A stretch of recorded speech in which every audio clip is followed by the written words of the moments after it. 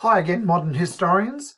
Let's look at analysing sources, and I really want you to have a play with this source while we work through the criteria of analysing. And in the last video, I set you up to, again, have a look at this cartoon. It's one of my favourite all-time cartoons when we study modern history. There's so much in this. So how do we unpack it? Well, in our QCE system, under the syllabus, we need to make sure we analyse in a way that gives us 3 to 4 marks in this particular exam.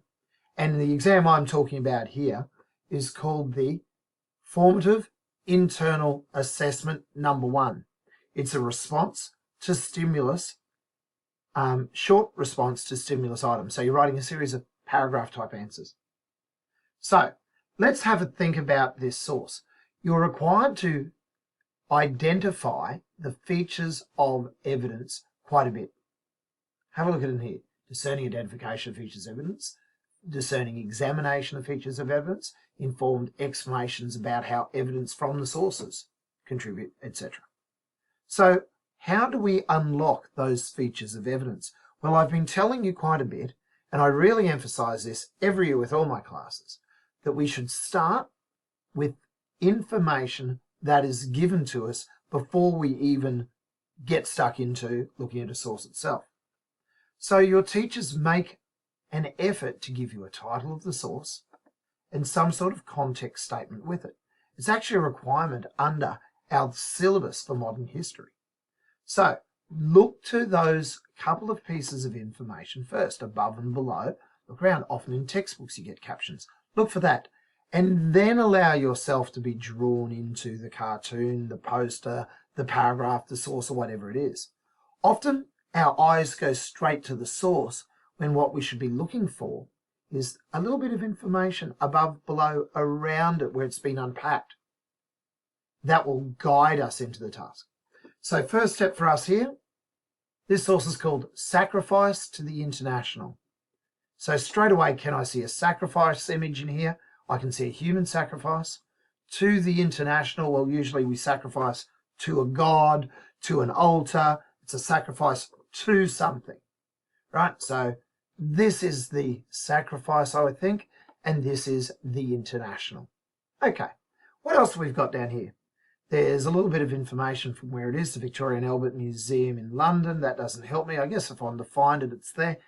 It's a colour lithographic poster. Okay, so I'd probably have to look up what a lithographic poster is. It's a form of production, all right. So it's a poster. It's not a cartoon. It was created in Russia during the Russian Civil War. And that Civil War was after the Bolshevik Revolution of October 1917. Okay, sacrifice to the international. 3 words here. That word comes up a bit. I don't expect you guys to be very good on your Cyrillic alphabet, but I actually know that that big word there is international. So I wouldn't be surprised if those sacrifice to the international, sacrifice to the international. Okay, international and international. It fits. There's the sacrifice. There's the international. So how do we unlock the features? Firstly, I love this acronym, mnemonic if you like, Adam Ant. Firstly, because it relates to a 1980s musician, Adam Ant. I can say it strongly and be adamant about it, but it's a really good way of unlocking the information. So when we look for the author of a source, we try to identify who the creator is. Who's it from? So in this case, it's a poster created in Russia, so we know the author is Russian. Does it have a sympathetic view after we identify who all our characters are of one side or the other? Well, yes, it does. Who is it sympathetic towards? Who is it opposed to? We're thinking about the date. It was made in the Civil War after October 1917, so those events probably colour the whole image there. So the date gives me a context. I get grades in here for identifying features of the source, and they include the author and the context, the artist, what's going on at the time, a person who writes a memoir, a historian, and what's going on at the time they're writing it, and that may shape it sometimes. The audience. This poster was not meant to be viewed by us. Who would have been looking at this poster at that time it was being created? Who was the author, the cartoonist, the artist creating this source for? Who is intended to see it? And then, what message was this audience intended to receive? So if the author is transmitting a message, sending it out as if it's on a two-way radio, if they're sending out a message, who's on the other end hearing it? Or if you like, an author, an artist, a cartoonist, a creator has sent a particular message that is being received by a particular audience. What's that message? Who is the audience? And what reasoning might they have going into it because of what's happening at the time? And that's the intention, the agenda. What is this author hoping to achieve by sending that message at the time? What's their agenda? What are they hoping an outcome might be? Now, the nature of a source is fairly easy. What are we looking at? Well, this one's told you. It's a colorized lithographic poster. In this particular case, we could also argue that it's propaganda. In fact, its author is white, a white movement author, who is using this imagery to promote his cause and make the Bolsheviks look bad. They're the ones carrying out the slaughter. What techniques are in there? How does it make the Bolsheviks look bad? Well, it's the sacrifice of a white-dressed woman in some sort of pagan ritual to a false god. Now, I'm hoping you've already broken this source down, but let's tie a few things in here and think about what we've got. Above each of our figures here, we have a name. Now, they're not all of equal importance, but we should get Lenin, the high priest, dressed in red. We should get Trotsky, who led the armies with the butcher's apron on and the bloodied knife. We should get the figure of Mother Russia, a female figure wearing the crown of a Tsarina, a representation of all that is white and pure in Russia, being slaughtered on an altar to Karl Marx. Here he is. Now, all of these figures through here, we could assume are Bolshevik figures of some type, but they're not all of equal importance. We need to figure out which ones we want to comment on. We might recognize this fellow here from his name at the back as Kerensky, skulking away into the background, a person who is neither trusted by the provisional government nor of the Petrograd Soviet, a Bolshevik who's part of this scene, but not a part of it. We might recognize the Asiatic features of the Russian Bolshevik Red Guard units, making them somehow look evil and uncivilized. We might think of the sailor of the Navy here as representing somehow the Aurora. This clearly is Karl Marx, and it's a reference to the international nature of socialism under Marxism. But some things really matter, and we need to be discerning. Discerning means which ones matter? Does it all equally matter? The simple answer is no. This character here, this one, these two in the background do not matter as much as Mother Russia, Lenin, Trotsky, our Red Guard and sailors, and these three here holding a bag with 30 on it. They really, really matter. The detailed examination is getting at what is explicit and what's implied.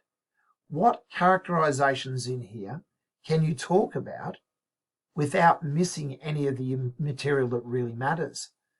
Some of the material here doesn't matter. What matters is about being discerning, and how much detail you can explain out of it is going to help you in this second dot point.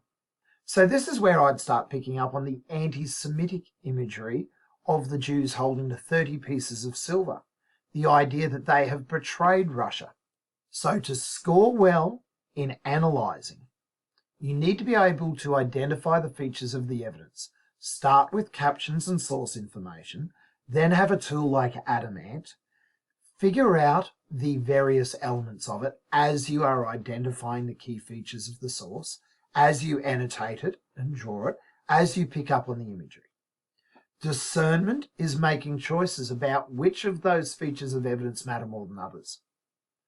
Detail is getting the explicit and the implicit messages, talking about these people in terminology, perhaps using the correct language of the unit. Okay, and an informed explanation. How does this source link to a response for your unseen question? You're not just waffling in randomly and saying things and ignoring the question you're asked. How does this source inform your understandings? How is it that this source helps you to make a point that responds to the question you're asked?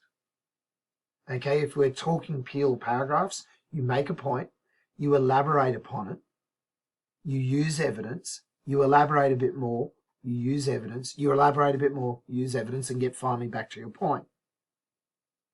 How is it that you are explaining the evidence here in a way that contributes to a response to whatever question you're asked?